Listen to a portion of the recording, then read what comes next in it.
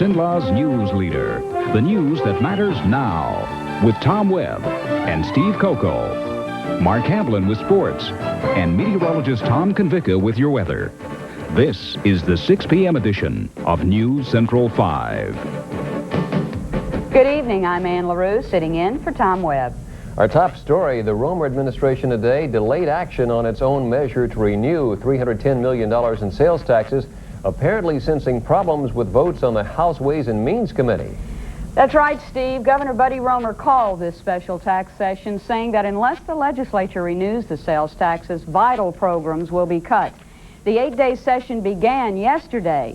Today, Roemer's tax floor leader, Marksville Representative Raymond Laborde, urged his colleagues to delay action on the governor's bill until Wednesday. In other political news, Fred Dent, former commissioner of financial institutions, says he will run for governor this year. Dent says a letter will soon go out to some 7,000 friends and associates, telling them of his intentions to run. Dent says his record as state banking commissioner demonstrates his ability to lead during troubled times. Dent left the commissioner's job earlier this year as his term was expiring. Roemer, however, earlier had tried to oust Dent, claiming the commissioner was using his office to form a base for a bid for governor. And speaking of elections, there won't be a runoff after all for the Evangeline Parish Sheriff's Office. Nursing home administrator Cecil Reed withdrew from the race yesterday, saying retired state trooper Wayne Moran just had too big a lead. Moran had 38% of the vote in a 6-candidate primary on March 23rd, compared to 22% for Reed. A May 4th runoff had been scheduled to elect a replacement for Floyd Swallow, who resigned last year after pleading guilty to misapplying federal money. Louisiana National Guard Commander Major General Ansel Stroud visited Fort Polk today as preparations continue for demobilization. All but a handful of the 256th Infantry Brigade have returned to Fort Polk from Fort Hood, Texas. Deborah Broussard is standing by live in the newsroom with more on the status of the Louisiana National Guard. Deborah? And the purpose of Major General Ansel Stroud's visit to Fort Polk today was to check on the status of the out-processing and other preparations for demobilization. Media coverage of General Stroud's meetings on post wasn't allowed, but commander of the 256th Infantry Brigade, Brigadier General Gary Whipple, who attended, says General Stroud seemed pleased with the status of preparations for demobilization. General Stroud and several of the directors came in to talk to the leadership of the brigade about the demobilization and the effect that the state headquarters will have on it, opening of armories, those things that are peculiar to the National Guard that we have to affect as a result of the demobilization. According to General Whipple, out-processing is running smoothly at North Fort Polk for the 4,000-plus soldiers of the 256. 4,000 troops that we mobilized. We're all back here at Fort Polk, and we're in various stages of the demobilization process, depending on which unit you happen to be talking about. We're doing a lot of maintenance, particularly in the 1st, 2nd, and 3rd battalions. Massive renovations to barracks and other facilities on North Fort Polk took place while the 256 was at Fort Hood. Now these renovations are making living conditions more comfortable for the returning soldiers. A huge welcome home celebration is being planned for the 256 later this month. And we're going to have a ceremony here at Fort Polk. Sometime later in the month, we'll have a full brigade review, just to tell all the guys, you did a good job. General Whipple says the date of the celebration has not been finalized. And Louisiana National Guard troops serving in the Middle East should start returning to Fort Polk a little later on this month. And by the way, those troops will be given priority when it comes to out-processing. So it should make things run a little faster for them. Back to you, Ann. And when we come back to Central Louisiana, hospitals sue the state. And Alexandria is looking for more state funding in 1991 for the port site.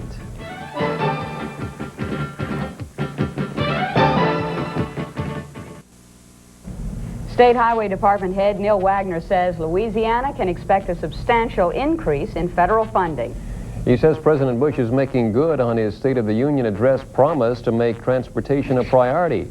Wagner says he can expect to receive about $230 million by this fall.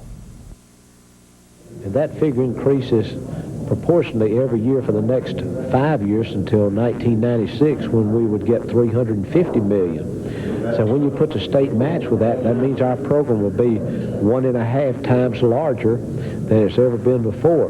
We just need to get in position and get the projects ready so when that money comes down the line that we'll have our projects ready and we can go to bid. Wagner made his comments on highway funding today here in Alexandria at the annual meeting of the Port Association of Louisiana. He gave that group the good news we just heard today about funding, and Alexandria's port director says he's hopeful construction projects can continue at the Red River site. Robert Hicks has more.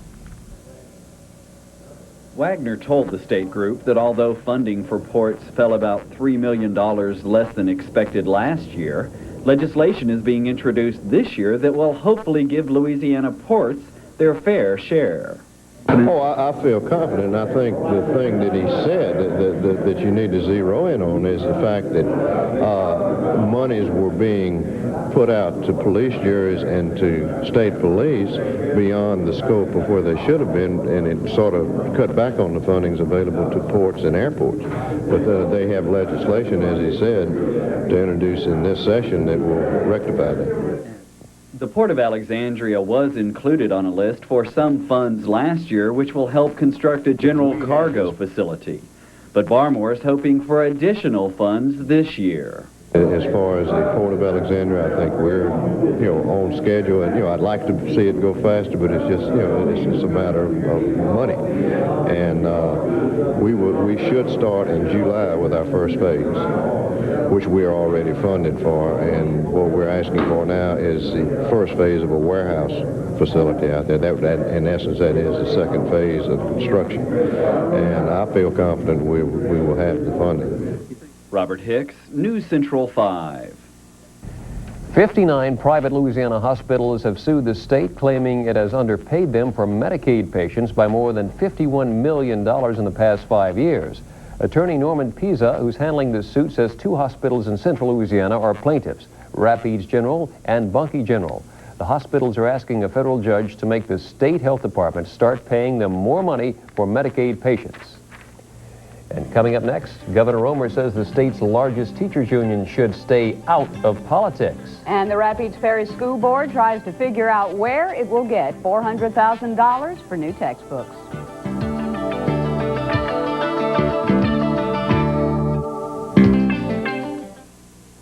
Today's stock market quotes are brought to you by the Investment Exchange at Rapides Bank.